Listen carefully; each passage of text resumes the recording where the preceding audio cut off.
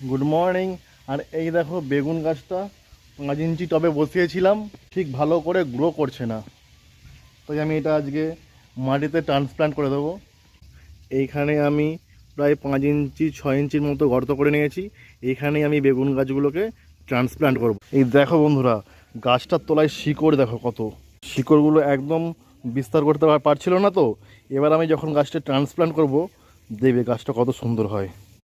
গাছের নিচে যদি এত শিকড় বাড়তে না পারে, তাহলে গাছ বাড়বে কি করে? এই দেখো, এবার আমি গাছটা একদম ডাইরেক্ট এর মধ্যে লাগিয়ে দিচ্ছি। চারদিকে মাটি ভর্তি করে দিতে হবে।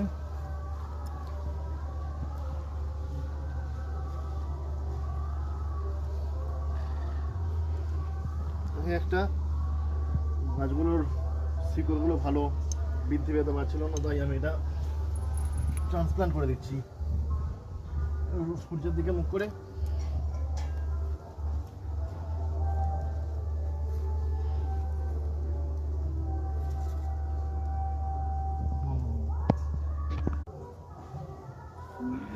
তো বন্ধুরা, আমার এই ভিডিও তোমাদের কেমন লাগে অবশ্যই কমেন্ট করে জানিও।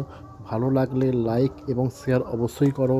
দেখা হচ্ছে তোমাদের সঙ্গে আবার পরবর্তী ভিডিওতে। চলো এবার গাছগুলোয় জল দিয়ে দিতে হবে।